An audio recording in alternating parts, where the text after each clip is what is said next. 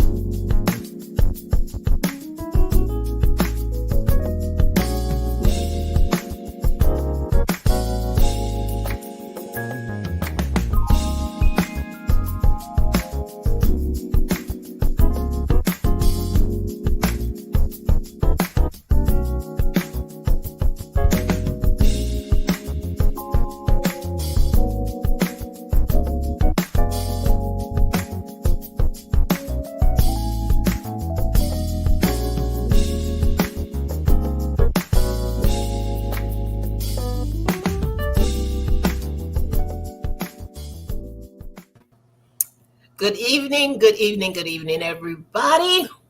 This is Andrea L. Hines, and I am welcoming you to Authors Up, your favorite place to be, we hope, on Sunday evenings. It has certainly become ours.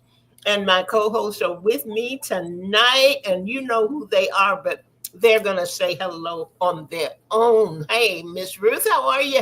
I'm good, and I'm so glad you're back. We missed you last week. I'm glad to be back too. I know you missed us, so yes, we missed you. Yes. Thank you so much, so much. I miss being here. Yeah. And you, Victoria? Hello. The queen is here. The queen is still here. I'm still here. Well, I'm glad you are. I'm glad you are. We have a great show tonight. We have an interesting topic, a topic that we don't usually have here on Authors Up. And we have a wonderful author who's going to tell us not just about his book, but give us some life lessons. And it's just going to be a fun and informative program. So, money. Yeah, God. Money. Okay. Okay. All right. We did pray before we came on the air. We did. We have to. Well, I tell you that we're gonna go ahead and get started with our usual format, minus the musical number from Queen Victoria. Minus that. We'll say good evening to Naikayeta, who's up there in New York. Good evening, Naikayeta. Thank you for being with us tonight. And there's Miss Leah. Hey there, Leah. Good to have you on the program with us tonight. Happy New Year to you as well. So look, this is one of those shows where at the end of it, you're going to say, boy, I wish so-and-so had listened to that with me. Well, now's your time as we're doing the weekend review. Why don't you tag somebody, share this with a friend, somebody that you may have been talking finances with, speaking to about finances, wondering about the stock market and all that. This is a show and a perfect time to get them plugged in. So you go ahead and do that, and we're going to get started. We're going to have Queen Victoria start with our weekend review. Well, have at it, lady. I tell you, the week, it was mixed with some sadness, some news of some deaths, and two people that grew up with in New York. So watched one of the funerals yesterday. I couldn't even watch the other one today. I just couldn't do it. I said I'm not going to do it. I just blanked out. But I was so grateful for the blizzard of 2025. Yeah, sure, we'll call it that. Let me tell you, usually I'm the first one to say, I don't want no snow. If I never saw snow again, how many times y'all heard me say that? If I never saw snow again. But let me tell you, somebody had on Facebook that they wanted it to snow. And I was like, I usually say no, but I wanted some snow this time. As long as the power came off, I was good. I really just wanted to stay home. And but did you get snow? Because all I got was ice. We got snow. Oh, okay. We did get snow, about two, maybe 2.5 inches, and then sleet and stuff. But I was looking at snow outside. Yes, we weren't. Girls went and took some pictures outside of the snow. We did get snow, but I got bed. Yeah. That's what I'm talking about. I got bed. And I was so happy. I was just grateful. And as we were sitting here, it came across that I have a 2-hour delay in the morning. So how much I can't get no better than that. So that was my week out. It was just work and bed. I loved it. Awesome. You know what? I did get some packing done last night. I'm getting ready to move at the end of the month. So I started packing. So I got some of that done too. So it was not a wasteful weekend, just in the bed. So I'm happy about that. So here's a tip for you. Yes, ma'am. Make sure you set aside a bag or a box for Goodwill. Okay. Don't take everything with you. Okay. My children made sure there's 4 bags over there for the car. Okay, well that's fine. Okay, all right. Well, I mean, I'm just saying, if you already have it there. Yeah, you on track with this little pack rat that I have. My inner me is a pack rat. So yeah. I promised myself I'm not going to do it this time. Okay. That's good. That's me. That is my week in review. How about you, Andy? All right. Now, for me, I think I'm next. Yes. Yeah. My week was absolutely amazing. Don't get that excited. It was. I forgot to bring my blower because it was your birthday. That's right. Happy birthday. It was really an interesting week. I posted something posted something this morning because this time last week I was probably just getting home from the ER. I had spent my day over at the hospital and just had to have an infusion and some other things that I was totally not expecting at the beginning of the year. But the doctors and the folks took good care of me. Good. And sent me home. And I had gotten up before I got up in the morning, as I was getting ready to do my 8 at 8, I heard a word, and that word was rest is required. And when I heard it, I thought, okay, this I'm shutting it down for a week, which I don't think I have done in. No, you have not. Forever. Yes. And I came off all of my programs, and which I could probably have pressed, but I'm still sounding a little bit like a frog, but not as bad as I was last week. I really couldn't get it together. So I was, trying to figure out medications and all that at the beginning of the week. But then on Thursday was my birthday. Thursday, I turned 78 years old. I am proud my goodness. Anybody what my age is, because I am so grateful. And I just got the nicest. I spent the whole day, the entire day, just reading greetings and reading messages and reading things that people had sent me. And it was so amazing, the memories that came along with those greetings. Yeah. Some people were from, school. Some were from my days as a manager at IBM. So, it was a journey. And that's what I was saying, just join the journey. This is life is a journey. Yes. And I am just so grateful that I have wonderful, wonderful people who have become a part of my journey.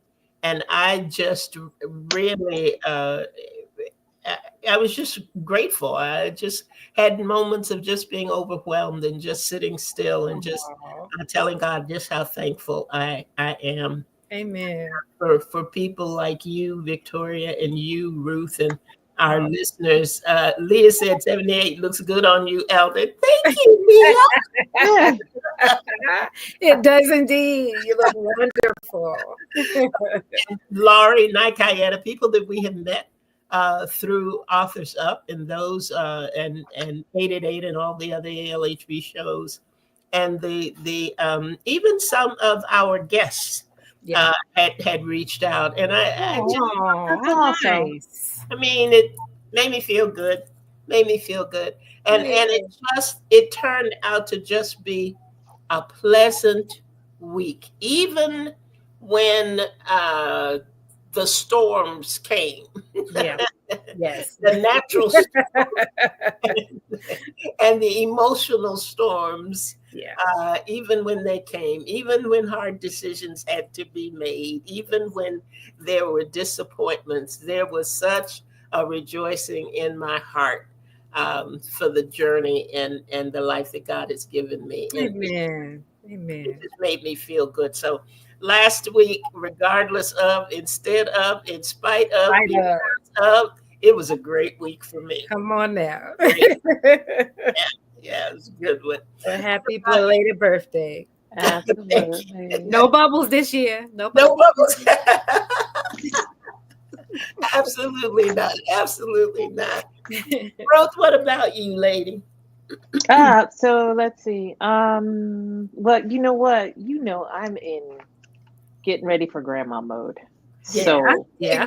No, uh you're in grandma mode. You just that can't. that is true. Not That you is be ready. He's ready. yeah. We ready Well, too. so I don't actually have the days counted down quite yet, but we got a baby shower in between. So I started planning that because again, my daughter is just tired and she don't want to travel, and I don't blame her. So Right. now we're trying to find a venue in Yeah. Maryland and all of that. So I'm very grateful for that she's got a mother-in-law who is very like-minded. So she and I get along very well. I would call her my friend. Yay! So that's very good. Um, I wanted to share an article with you guys because Victoria, you had asked, what are our goals for this year, and I said, nah, I don't have any. Mm-hmm. Part of that is that I didn't want any because I thought, Okay. I'm good with what I was doing, so I'll just continue doing that. But a friend of mine sent me an article called it's called Premortem, and it's the most productive thing you'll do all year. And it centers on Ron, I think his name's Shaikh, and Mm-hmm. he was a CEO for Panera Bread and Kava and businesses like that. And what he does is he looks back from his deathbed and makes his goals for the year. Oh. So he calls it premortem. And Oh. he basically asks himself, what am I going to do to ensure that when I reach the ultimate destination, I've done what I needed to do? I get it. Yeah. And I thought, actually, I could do that. And the author asked him, when you started this back in 2012, what did it look like basically? And he showed him his journal. It started off with 1,500 to 7,500 days left. And that like just blew my mind because I'm like, wait a minute, I don't have as much time as I thought I did. Right. Right. When you start doing the math. So I haven't gotten that granular with it, but I thought, you know what? Instead of making resolutions, which I stopped doing years ago, Right. instead of making new goals and coming up with the one word, again, that is my opinion, I don't feel like I need to do that. But if there are things I want to accomplish, Yes. what do I need to do now? Yeah. So Yeah. I thought that was a really good article, and I'll send it to you guys. Thank you, man. We could do a whole show on that one. Oh my goodness. Oh, yeah. So I've spent kind of my week thinking about that because it's just like, I turned 50 recently. I I want to at least make it 78 and look as good as you, Andrea. Okay. But those years are coming up, and they're coming up quick. So if I'm gonna accomplish what I want to accomplish, I gotta start now. All right. Good. So I'm glad I got you to think it. yeah, but until then, we got tonight to focus on. Yes, and he is patiently waiting in the wings. So we're going to let you guys wait no further. Let me read a little bit about him. Mick Heyman is the author of Mellow Your Money: How to Surf the Market and Build Wealth Without Stressing Yourself Out. That's what we're going to talk about tonight. And he is the founder of Heyman Investment Counseling. With a distinguished 40-year career in wealth management, Mick has built a reputation for helping individuals and institutions grow and preserve their wealth through a stress-free approach to investing.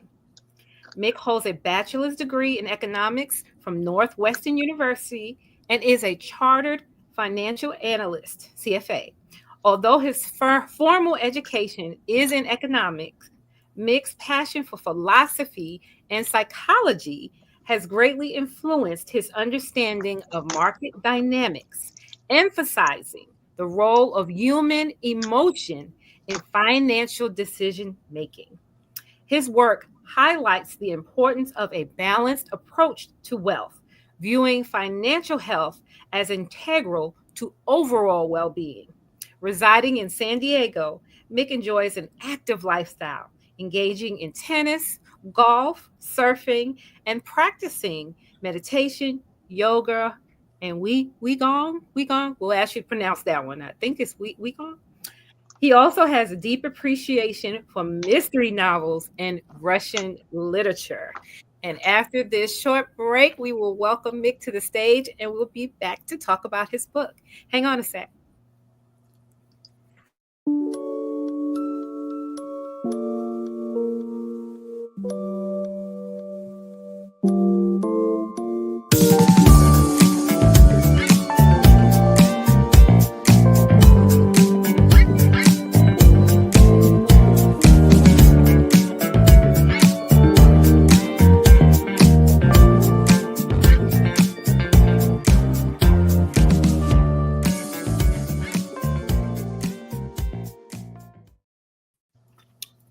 Welcome, Welcome, Mick. welcome. Thank you. Great to see you all, and happy belated birthday, Andrea. It's exciting times. Well, we are glad that you're able to make it and to join us here tonight, Mick. Yes. Thank you. I'm excited to be here and talk with you all. Awesome. So tell us about your book, Mellow Your Money. So I wrote it started writing it about 4 or 5 years ago. It took a year or two to write it and a year or two to figure out how to publish it. But what I was thinking is there's so many textbooks on money, and I don't learn with textbooks. That was never a good thing for me growing up or later in life. I learned through stories and I learned through experiences. And so I wanted to write a book that kind of talked about money and investing that way through my own oftentimes misadventures and lessons I learned through my journey in life. And oftentimes they were stories in my life that taught me about the market, and there were misadventures in the stock market that taught me about my life. Mm-hmm. And so hopefully it's a fun read, hopefully a few laughs along the way. And so for people who are not into the actual money aspects of money and would rather learn through experiences, this is that book that hopefully addresses it that way. Awesome. All right. So obviously, if we're talking about your experiences, this is a book, almost a lifetime in the making. What made you decide to begin to write it when you did? I think part of it was the where I am in life. And I have a small investment management company, but what I see, whether it's with my kids or their friends or other people I know, there's so little information for people about how to invest or how to think about investing. And then the other thing is there's so much what I would call, but useless information.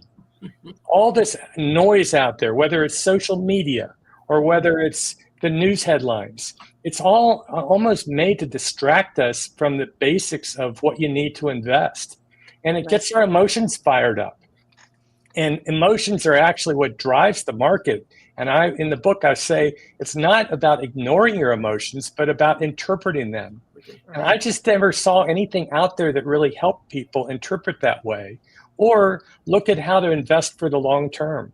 So much is worried about every little thing that pops up, every other week about what to worry about, whether it's in the government or whether it's in the markets.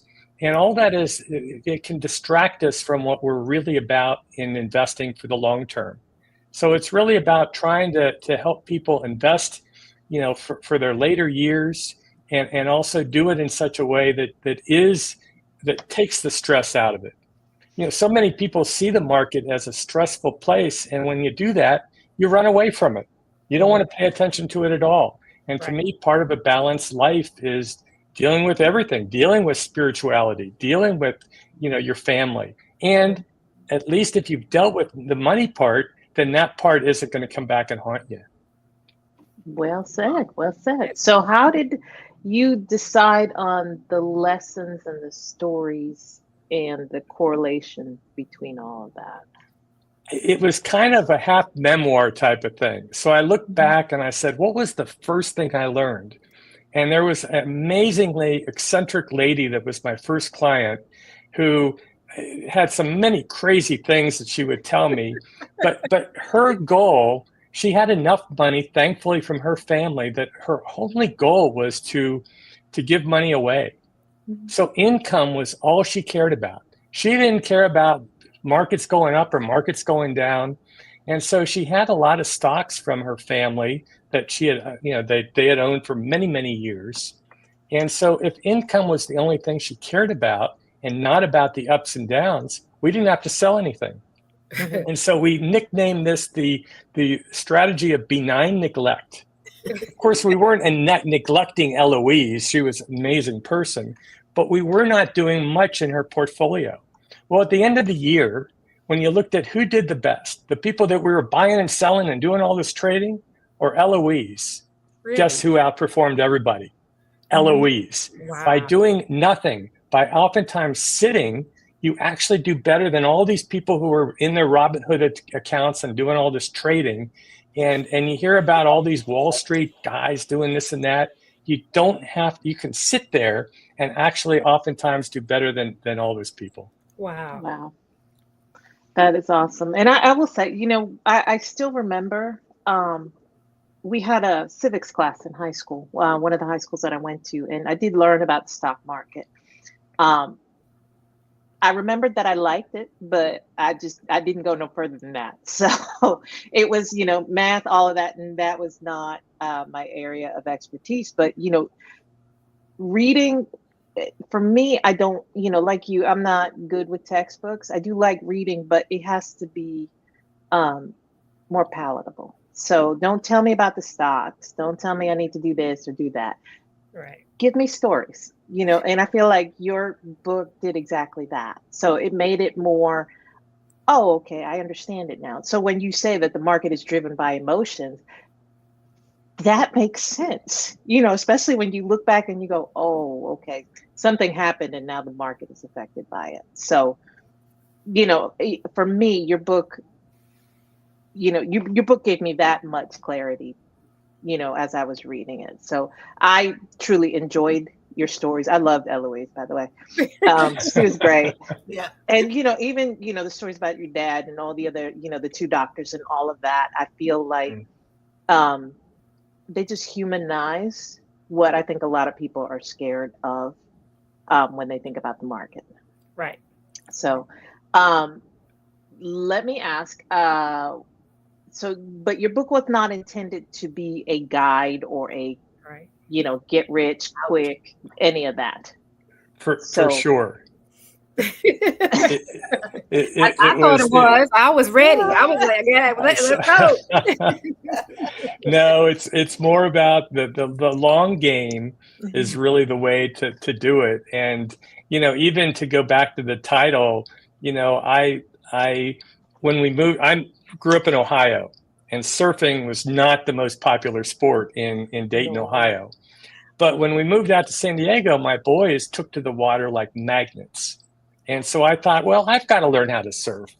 And of course, you get the board and you're out in the ocean, and immediately you're looking down at the water and you're just in the drink time after time after time.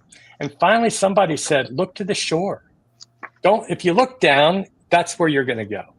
Well, that analogy brought me back to the market. Because again, if you're looking at all the people calling for a recession or calling for this, or, oh my God, if this person gets elected, or if that person gets elected, oh my God, the end of the world is coming. You're going to panic every time. But if you look for the long term, then it can calm you down. And so that really helped me. And those were the type of stories that would pop in my head is, oh, what did that teach me? And so often, we want to run away from the uncomfortable people in our lives and the events that really give us struggles and challenges. But I think if you look at those as teachers, that's what's going to help teach us. That's the other thing I really wanted to pass along in my book, and so that we all can learn from our stories. That's awesome. Now, you included extras in your book, including movies that back up your point, whatever point you were making. So what made you decide to do that? I think it was, I was working with an editor, and she was hilarious. She's actually from New York. I've never met, it was always over Zoom and phone calls. But as we were talking about each story, we would be, just brainstorming. And you say, well, this reminds me of this movie. And I said, well, that actually reminds me of another movie. And so we wanted to add both quotes, that went back, sometimes hundreds of years, and also the movies that would kind of just make it more of a fun read. And so for me, it was fun to look back. It was fun to look back at my life and see, what were the difference makers oftentimes. And some of those quotes, they're one of the best investment books I read was written over 100 years ago by a guy named Jesse Livermore. And if you Google great quotes in the stock market, you'll see it peppered throughout.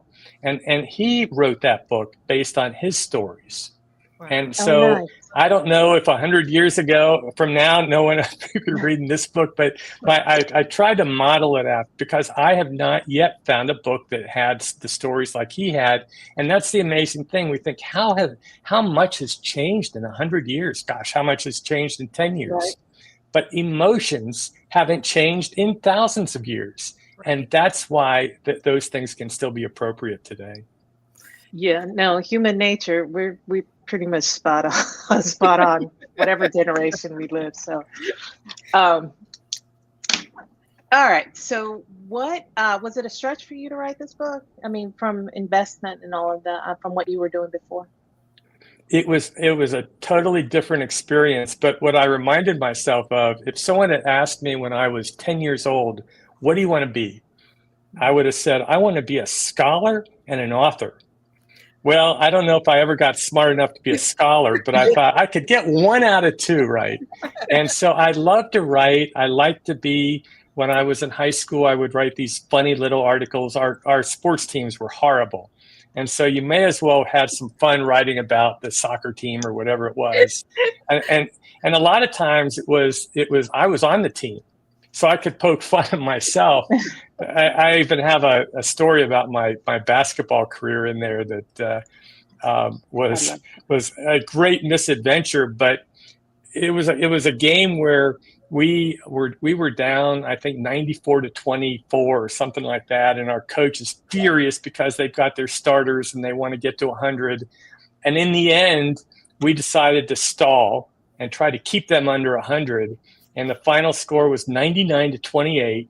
And we charged off the court like we had won the Super Bowl. And they're throwing stuff at us. And it was that was a relative victory. And how often, in life that we should settle for relative victories, that we don't always have to go for the gold. Anyway, those are the type of things that kind of got me excited about writing again. That's awesome. And I will say that was one of my favorite stories because you made an excellent point. It's not always about, bottom of the ninth or whatever, that you're going home with the trophy. Sometimes it is just make a new goal. You reach the goal, you won. Right. So that was great. Exactly. 99-28, huh? And that at the end of the year, the basketball coach said, we had a lot of good games. We won about half of them, but you're going to always remember this one. And he was right. I don't remember any other game I played in. Maybe I made a basket in one. I don't remember. But that was the game I remember. All right. Andrea, what you got? Well, I'm laughing, but one thing that brought to mind was I was working with somebody and they were talking about knowing your currency. And that's what the basketball game reminded me of. All of us have different things that are important to us. and it's not always the money.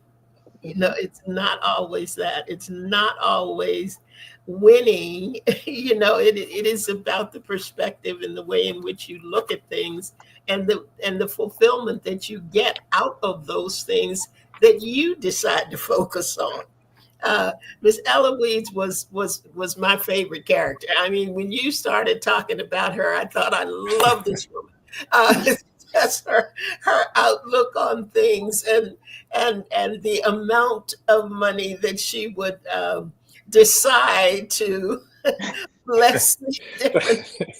It was never an even amount. That was so hilarious. Yeah. And I love that. I love that.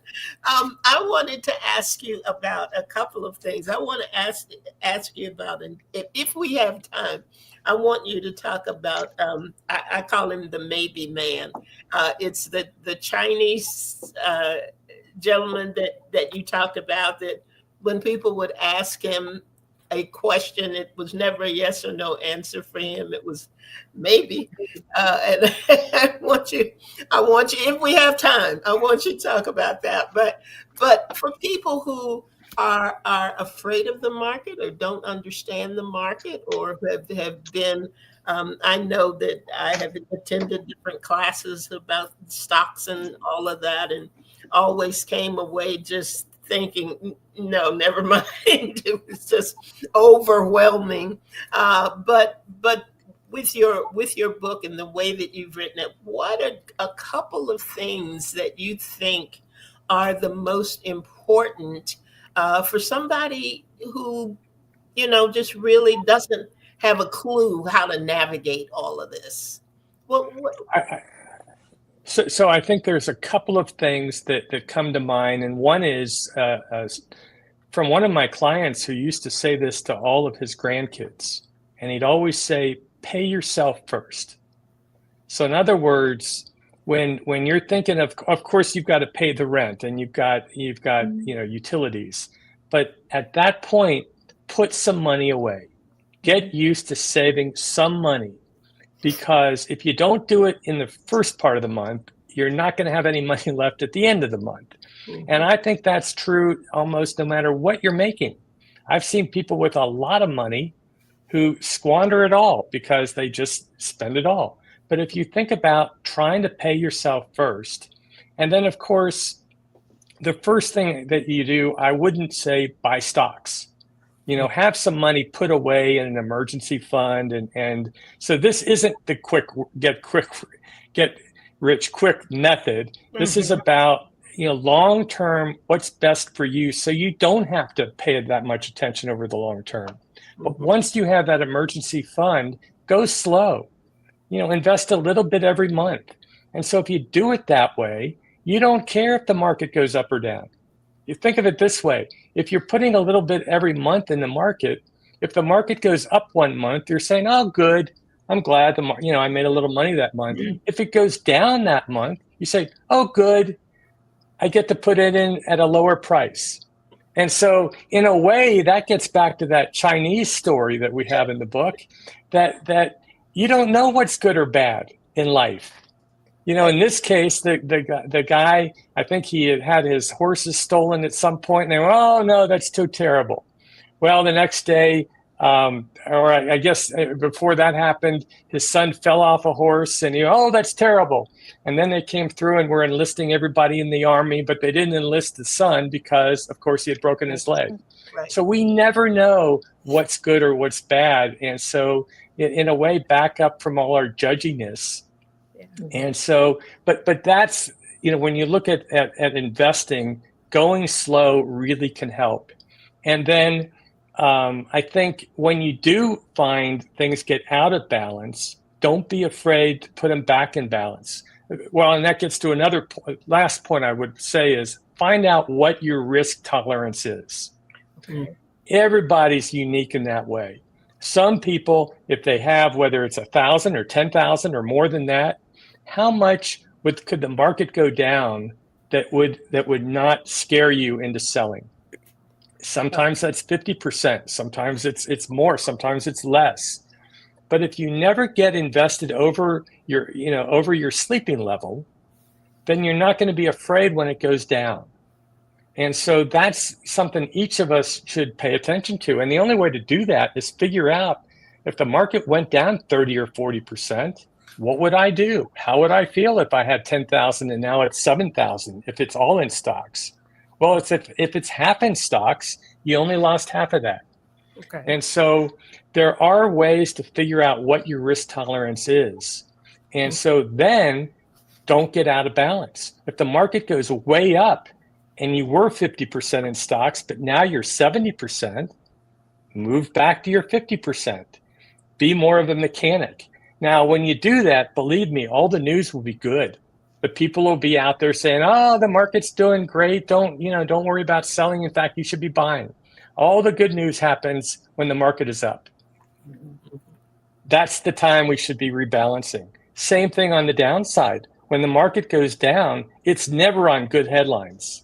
It's always on headlines that scare you. Right. But if you've gotten within your unique risk threshold, then you're more comfortable saying, well, I'm 50%. Well, the market's down. I'm 40 or 45%. I can buy a little bit. And so using and that's going to happen when you're scared, by the way. And so using that scare emotion, saying, this isn't telling me to sell. This is actually telling me that I can do something productive. And so in a way, you're going against all the traders that are getting all excited in Wall Street. And it's a way to, people say, well, you can't out trade Wall Street. And I would say that's true. You can't. But if you've got the long-term focus, you're looking for the shore, then you can actually use all this volatility to your advantage. You're going to, we had asked you to pick out something to read to us from your book, Mick. But before you do that, I want you to, if you would, explain to us a little bit about anxious money. Because you have something in the book where you say never play with anxious money, and I know people say that when people gamble that you can't be afraid, and I've been sitting at that blackjack table when I thought, I didn't mean to have this much out there, and believe me, it's not that much anymore, because the next hand I lose and it's all gone, and the same thing goes in the market. If you all of a sudden have more money than would make you comfortable, what happens when the market goes down is you start reading those headlines. And you start rationalizing, well, if this happens and that happens, and it goes down another 20%, I don't think I can stand it. And so then you do the opposite. Then you start selling at the low point, and then the market goes up, and you're in this like emotional roller coaster that's going the wrong way. Then it goes back up, and you go, well, now it's okay. How often have I heard people saying, well, the market's down. I don't think I should invest now. I'm going to wait till things settle out. Well, when it settles out, that means it's up a lot. Right. And the other thing is, people try to connect all the time events to the market. Imagine in 2020, if someone gave you the end of the year headline at the beginning of the year, some psychic said, there's going to be a pandemic and there's going to be a shutdown and the whole economy is closing down, and you have a chance to sell all your stocks. Well, you would do that. Well, the market was up 15% in 2020, and who would have predicted that? Not me, of course. Right. But if you don't have anxious money, then you just kind of hang in there, and you don't make the moves that will cause you duress, and get you out of sync with the market. Okay, sounds good. Sounds good. Now you have something. You had picked something. Sure. To share with us. So this is from chapter 4 of the book, and it's from the chapter that's titled "The Man Who Did Everything Wrong and the Man Who Did Everything Right." And it begins with war. Who wrote down war? And the speaker looked around the room, implying some idiot wrote down war. I was the idiot in question. I slunk down in my seat. I was attending an economist luncheon, and though I was no great fan of economists, I found every bit of information potentially valuable, and it was usually fun to gather with other advisors, especially when someone else agrees to pick up the tab. So I went thinking to have a nice lunch, expand my knowledge without making a fool of myself. I had apparently failed on that score. Fred was a celebrated economist visiting Louisville to share his views on the future of the economy and the market. He had passed around note cards and asked each of us to write down where we thought interest rates and other market signposts might end up by the end of the year. He also asked us to write down what we thought might be the biggest surprise of the year. On my note card, I wrote war, and for some reason, that really tickled the expert. War? Boy, that's a new one, Fred chortled from his seat. I ask this question everywhere I go, and believe me, that's a lot of places, and nobody has ever come up with war. Boy, that is rich. And then he paused. The silence seemed to go on for minutes, everyone looking around, and it became obvious he wasn't giving up until he found me. So I raised my hand. About 20 faces turned immediately toward me, half in astonishment, half relieved that the idiot was me and not them. Were you joking? Fred asked me. How do you imagine a war happening in America this year? Maybe you were envisioning something abroad, like Chile or Argentina. Everyone stared, waiting for my answer. I couldn't take the easy road out. I couldn't have located Argentina or Chile on a map if you paid me. Thankfully, after my own excruciatingly long pause, the simple answer came to me. Well, Fred, you asked for a surprise, didn't you? I flashed him my sincerest smile. I have no idea why we would end up in a war. That's why it would be a surprise. Well, mercifully, Fred moved on. He'd had his fun with me and I was forgotten. I'm pretty sure, though, that many in that room will have thought back to that awkward moment when 3 months later in September of that very year, the planes hit the World Trade Center and America went to war. Here's the thing I've learned about surprises. They come as a surprise, and they are an unavoidable part of the market and, of course, our lives. As I tried to explain to Fred all those years ago, surprises emerge improbably out of the blue and make us all look like idiots.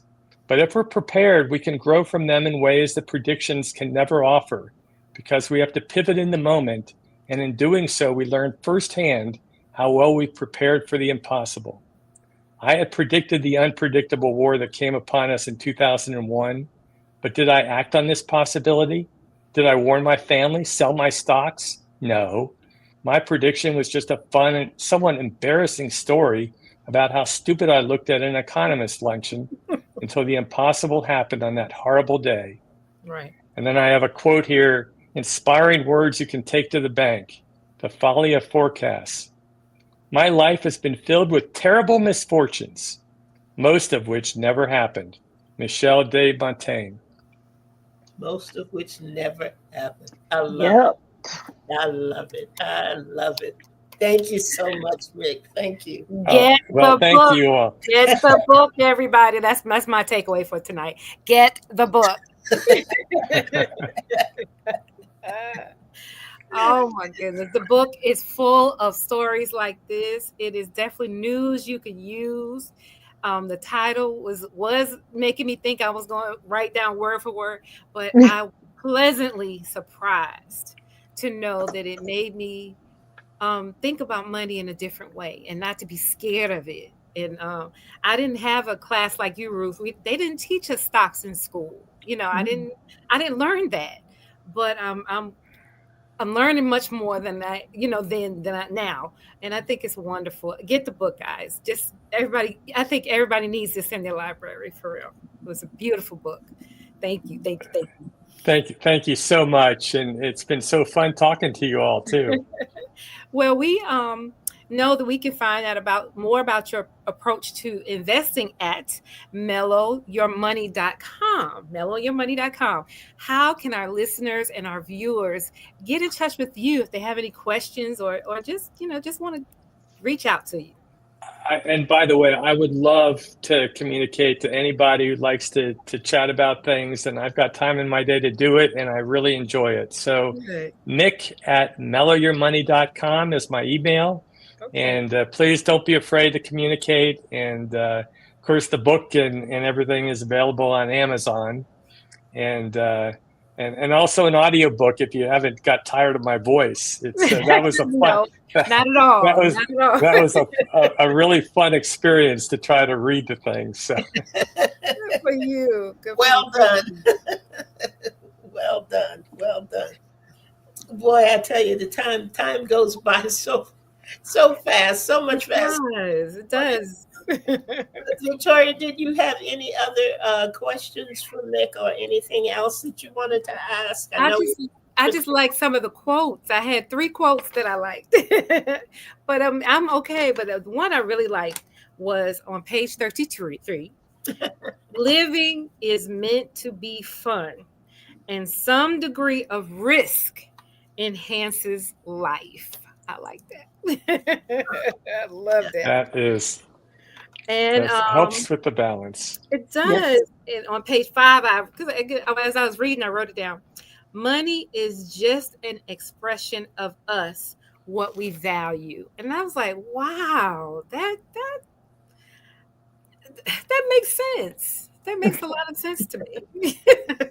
But I just, and again, the book is full of quotes, and I love the movies.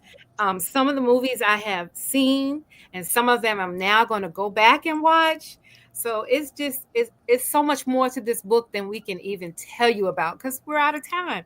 But it's really a good book, and y'all, we really recommend that you get this book. Really will help your thought processes about money and how you could invest without feeling scared.